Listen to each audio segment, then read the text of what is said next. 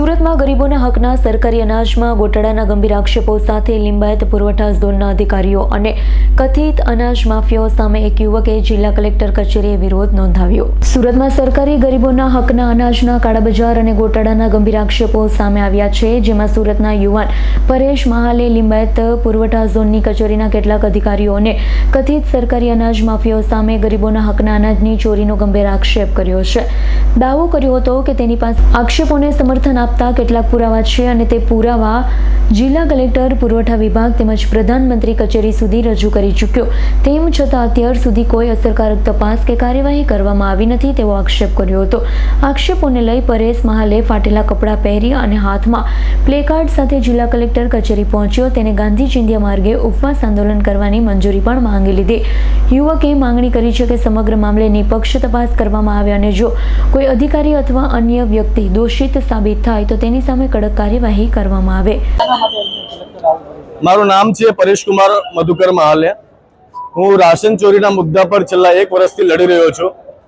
નાયબ મામલતદારની કટકી સાથેના video YouTube પર જોયા હશે તમે। નાયબ મામલતદાર ભ્રષ્ટ છે। મકવાણા સાહેબ કરીને જે નાયબ મામલતદાર છે લિંબાયત ઝોનનો, એને 1 વર્ષથી અમે લોકો અરજીઓ આપી રહ્યા છે। મામલતદારથી માંડીને નાયબ મામલતદાર, ડીએસઓ થી માંડીને અન્ય પુરવઠા મંત્રી, ગૃહમંત્રીથી માંડીને મુખ્યમંત્રીથી માંડીને પ્રધાનમંત્રી સુધી રાશન ચોરીના બાબતે લોકોને ઉજાગર કરવાનો પ્રયત્ન કરું છું। ઘણી બધી ફરિયાદો કર્યા છતાં પણ, પ્રધાનમંત્રી સુધી ફરિયાદ કર્યા છતાં પણ ગરીબોનું અનાજ વિસ્તારના અસામાજિક તત્વો, અનાજ માફિયાઓ, કોર્પોરેટરો, સાંસદો અને ધારાસભ્યોને ખબર હોવા છતાં કોઈ જાતની કામગીરી એમાં થતી નથી। ઘણી બધી ફરિયાદો કર્યા છતાં પણ કોઈ જાતનું સોલ્યુશન એનું આવતું નથી। આજ રોજ અમે અનશન પર બેસવાના છીએ।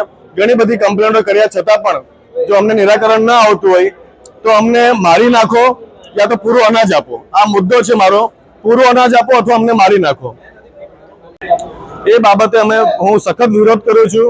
ગુજરાતમાં કોંગ્રેસ પાર્ટી તરીકે હું જવાબદારી સંભાળું છું અને આગળના મુદ્દા પર આગળ વાત કરશું। અને અમને આજ રોજ હું કલેક્ટર સાહેબને વિનંતી કરું છું કે અમને જગ્યા આપવામાં આવે અને આંદોલન કરવા માટે અમને સ્થાન આપવામાં આવે અને એની મંજૂરી પણ સાથે આપવામાં આવે, નહીં તો હું અહીંથી હલવાનું નથી આજે।